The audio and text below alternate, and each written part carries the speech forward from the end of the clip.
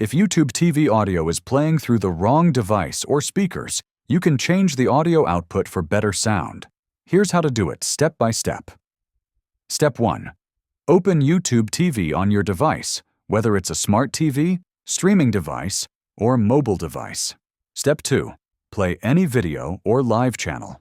While the video is playing, open the Settings gear icon on the video player. Step 3.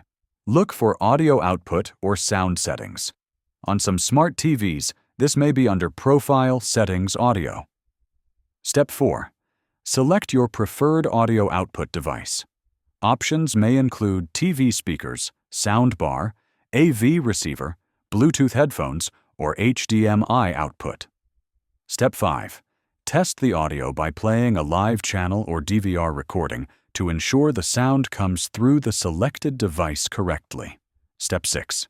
On mobile devices, ensure your Bluetooth or wired headphones are connected before selecting them as the output.